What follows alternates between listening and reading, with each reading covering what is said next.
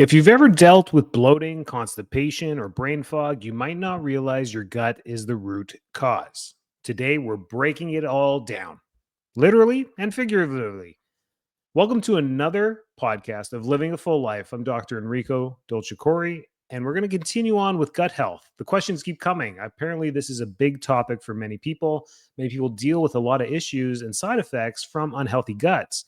And as we go through the science and we went through the brain gut axis, the vagus nerve, the gut motility, microbiome, we've had a lot of gut podcasts recently and in the past. And we're going to go into really what is a good, healthy diet for a good, healthy gut.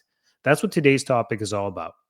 Having a healthy gut is crucial for total wellness, mental clarity, immunity, and even your mood. So it links to so many other things in our overall health from day to day that gut health is so important. It really matters. Your gut and your entire digestive tract have trillions of bacteria in them that make up the gut microbiome. And we talked about the link between immune function and the gut. 70% of all the cells of your immune system are in your gut. So your immune system primarily is your gut. And the brain gut axis is how we control mood, emotion, fatigue, and behavior. All go between the gut and the brain as well. Energy levels are directly correlated to gut health. Your mood and serotonin production is all done in the gut. It's a neurotransmitter that stimulates the brain's activity from the gut. Amazing connection that we have there. And then, of course, skin health, inflammation, detoxification, all these things are primarily made through the gut and its health. Poor gut health can have many signs, from obvious symptoms like gas, bloating, irregular bowel movements, but even things like cravings, brain fog, fatigue, and food intolerances can all be related to an improper gut dysbiosis or improper gut health. So one of the top things to look at is, gut motility. You can actually measure this. Medical procedures for this, where you eat certain fibrous foods, and they measure how long it takes for your body to digest that food to come out through waste. And based on that time, it can be either healthy or unhealthy. So gut motility tells us how well things are moving through your digestive tract and how important it is to have daily complete bowel movements. Now, for some of you, we're going to hit the pause button. Yes, every single day, we should be having a bowel movement. From infant, all the way from being breastfed on your first couple weeks of life, we're trying to build the biome and develop motility that's healthy and should be sustained for the rest of our lives. Infants will fill a diaper at least once a day, not urine, just by waste products once a day. And if they're not, we consider them constipated or colicky right from early aspects of life. So if it's a problem for an infant, non-daily bowel movements are a problem for adults as well. So we need to have daily. The highlight of that sentence is daily bowel movements. It's so common for people to be coming into our office, even as functional medical doctors and chiropractors, coming into our office saying, I don't go to the bathroom for 3, 4, 5 days, maybe once a week. And they live their life like that. And they wonder why it relates to a lot of stress, being backed up, constipated, fatigue, bloating, all these things align back because of an improper gut biosis or some other things that might be going on. So the things that slow down the motility over time is poor diet. This is probably the most common thing for children. Why would their gut start to slow down? It's usually because of poor diet. So a breastfed infant, it's got the best diet on the planet, is pretty much getting breast milk and all the proteins that come from that, digesting it, and then we start to introduce foods. And as we introduce foods, bowel movement should pick up because now we're introducing fibers, carbohydrates, and other things and fats to the diet that may not have been there before. So that should actually increase motility. If it decreases it or causes constipation, then we can pinpoint exactly what foods it is that's causing it. And you'll see it's usually processed foods. Very rarely does a fruit a meat back a child up. It absolutely can, but it's rare. Dehydration is another reason. We just don't drink enough water every day. Probably the second most common reason why people don't go to the bathroom. They just don't drink enough water. They're not hydrated properly. And then a low fiber diet. And number 4 is lack of movement. Movement is key in motility, both for our gut system, our cardiovascular system, our lymphatic system, our venous return system. All these systems require movement in order to create that flow. Even cerebral spinal fluid requires movement to move properly and wash and clean through the body and go back and forth. Lymphatic system and cerebral spinal fluid.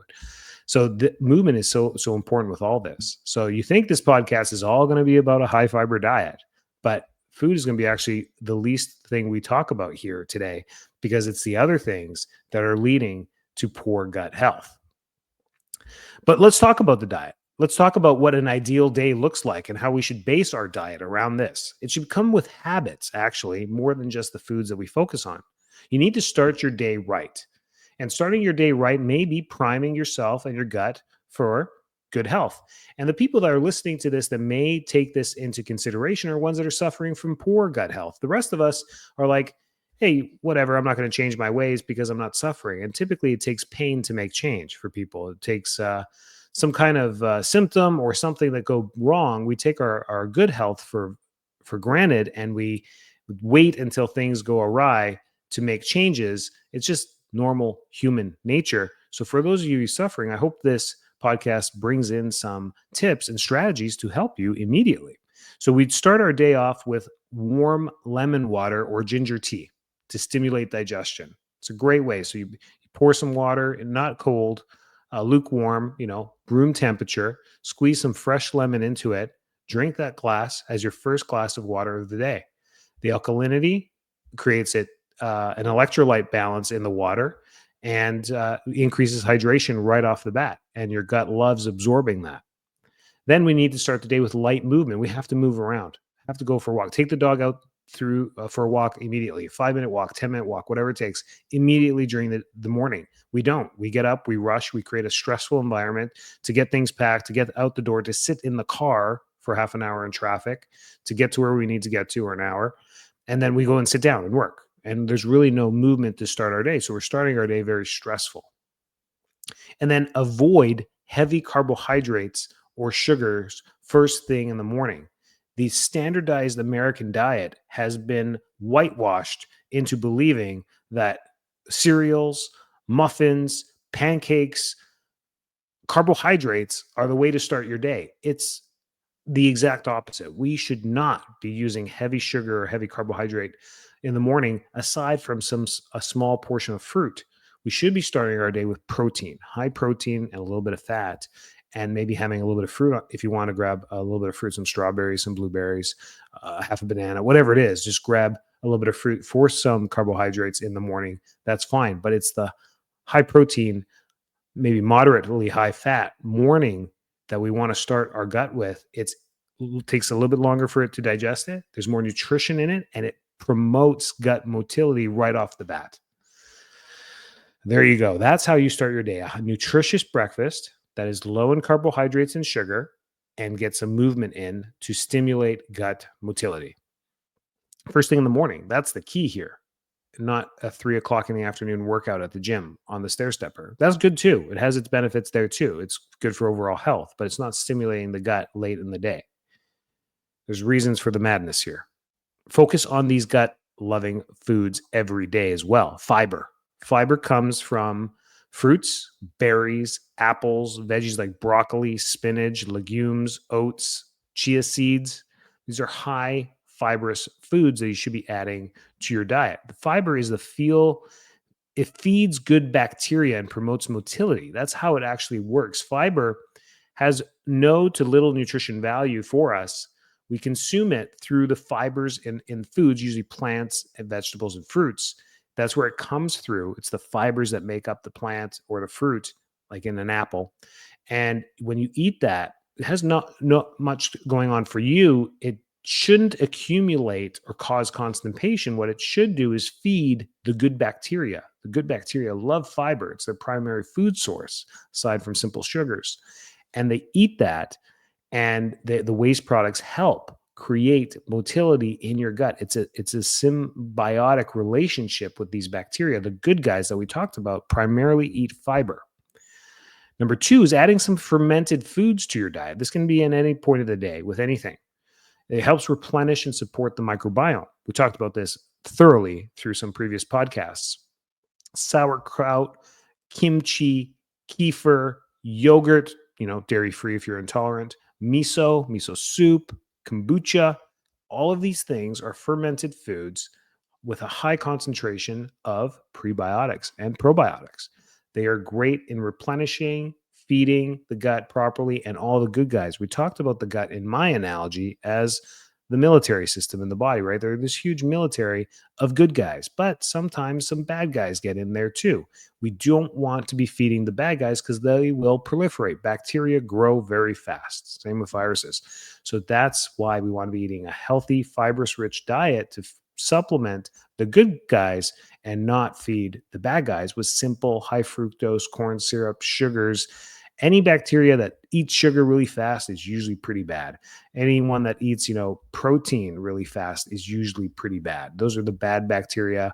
If they can break down human flesh, they're bad, right? They're the bad guys. That's the issue between that. So the good guys are typically fiber-based bacteria and biome type organisms. We want prebiotic rich foods as well. The food for probiotics: garlic, onions, leeks, bananas that are slightly green, not super sweet, asparagus, chicory root. These are all prebiotic rich foods that can be added at any time. Maybe cook with some garlic and onions. Maybe add some leeks every now and then for some fun. Banana is great. The green bananas they love that sugar, that type of fructose that comes from the banana, and that feeds the gut as well. And then we want to add healthy fats. We won't usually cook with healthy fats: avocado oil, avocados, olive oil, wild salmon, flaxseed, adding a fish oil to your diet. All these things help with nutrient absorption and motility in the gut. And then lastly, hydration. Back to this from where we started, critical for keeping things moving. It's typically a dehydration issue for most people, even children. If they're not going to the bathroom every day, at least once a day, then, and we're talking about number two, not urine. Urine, you should be going, and kids should be going to the bathroom 5, 6, 7, 8, 9, 10 times a day, depending on how much water they drink. But going with a proper bowel movement at least once a day. Children might be going twice a day. Make sense? That's the recap for that. We want to be focusing on fiber, fermented foods, prebiotic rich foods like garlic and onions, healthy fats, and hydration. That's the fundamental basis for a good gut health. What we want to limit is a few things like ultra processed foods.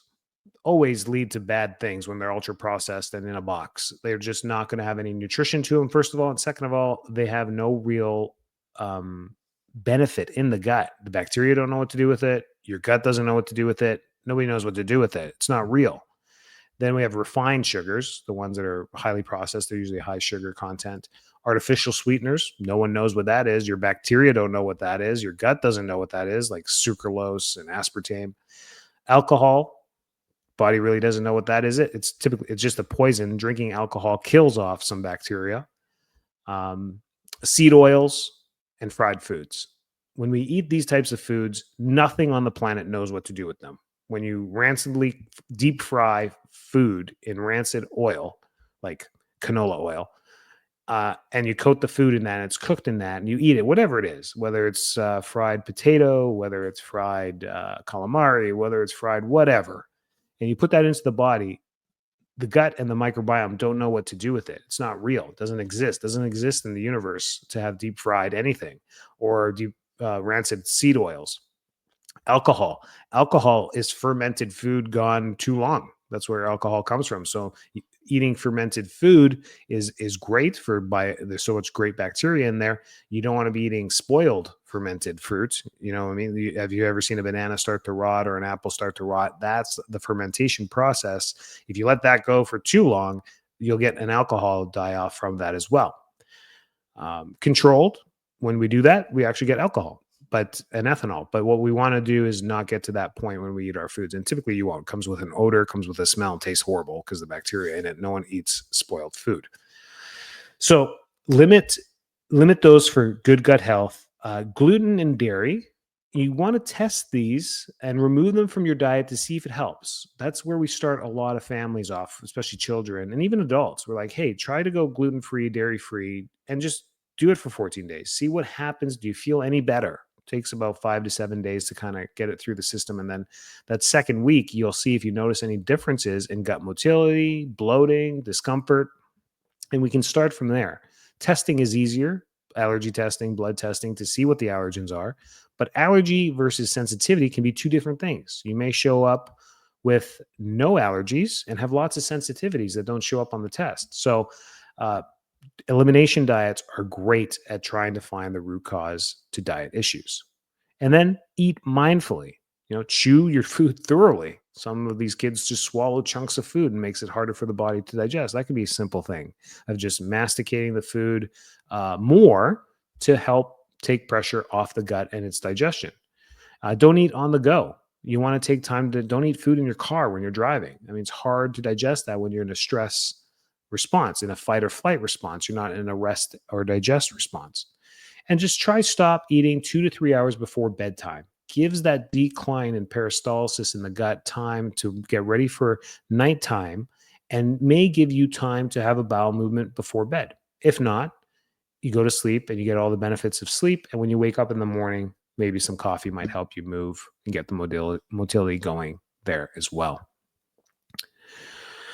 Now, there's some things we can do on top of a healthy diet and movement that can help with our gut. And it comes with supplementation. If we need these things: digestive enzymes, magnesium citrate, probiotics that are strain diversity, L-glutamine for gut lining repair, BPC 157 peptides. There's a few supplements we can look into. We don't want to take all of them all at once. We want to introduce them with a strategy. So if we get heartburn, difficulty eating, bloating, getting full fast, we may have an enzyme issue, where digestive enzymes can play a huge role, eating them right before a meal to help digest food. That's one. Magnesium citrate stimulates peristalsis and movement, gut motility. Caffeine does as well. Probiotics, we talked about this thoroughly over the last 3 podcasts, help sustain proper biome. And L-glutamine helps heal gut lining. So there's a few different things that are going on there. One, are we able to digest food through the enzymes that we naturally produce through our liver and bile? 2, are we having a gut motility issue or peristaltic issue?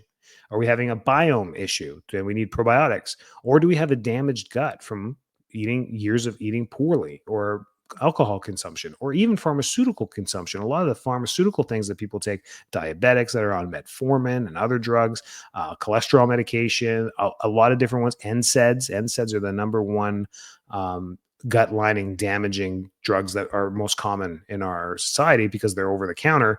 And each time you take one, it causes a little bit of gut lining bleeding. Even with a simple Advil, taking an Advil or a Tylenol will cause stomach bleeding immediately. Not enough for you to see through your stool or to throw up, but that's the damage that it instantly creates on the lining. Your body repairs, but if you're taking these 3 times a day continuously, this is where we can lead up to serious gut damage over time. So there's many different reasons for this: alcohol consumption, poor diet, NSAIDs, pharmaceuticals, a lot of reasons why this stuff happens.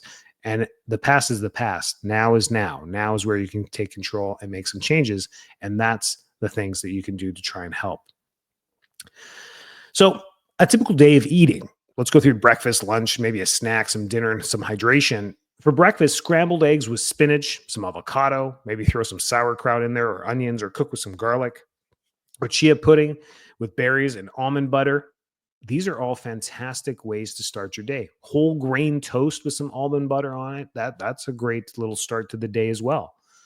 Lunch, a quinoa bowl or a brown rice bowl with grilled chicken, roasted veggies, olive oil drizzle, kimchi on the side. You're adding some more fermented food there. Dill pickle. You could add that. That's fermented food too. That's good. Not as good as the rest of them, but that's a fermented food. That's great. Snacks, apple with almond butter or peanut butter on a green smoothie with flaxseed and greens and fruit in it. You could do that as a snack. Dinner, wild salmon, beef, steamed broccoli, sweet potato with ghee. Ghee is a type of butter. And then for hydration, herbal teas, lemon water, filtered water, electrolytes, LMNT, emergency, liquid IV, these types of things to keep you hydrated once a day can help in combination to promote a healthy gut and motility. So good gut health comes with good whole body health. I mean, the things and strategies that we talked about today was mostly about motility and movement. So I invite you to add more fiber, fermented foods, and hydrate every day and see what happens with your overall gut health. Even journaling and documenting bowel movement. I know it sounds funny, but keeping notes somewhere in your phone of the motility and how often you go and making sure it is every 24 hours can be eye-opening and show that that's not normal to be going every 3 days. So review the gut-brain connection that we talked about on the last episode. Maybe go back a couple episodes and listen to the probiotic one that we talked about and the microbiome, and piece this all together. And it's what you'll notice is we've stringed together a phenomenal gut health trilogy, or maybe it's 4 in a row, of how to really improve your overall gut health through this. And we encourage you, if you have any questions, to reach out to us at info@fulllifetampa.com. Our functional med doctor, Dr. Hayford, loves going through this stuff. And a lot of it can be done virtually, and tests can be delivered straight to your home. It's great to get a gut motility test, a stool sample, an allergy test, whatever it is, can bring insights to finally conquering poor gut health. So if you need help, we're here for you. Stay well, stay healthy. Thanks for listening. Share this with other subscribers and leave a review. Helps other people find our podcast. Have a great week.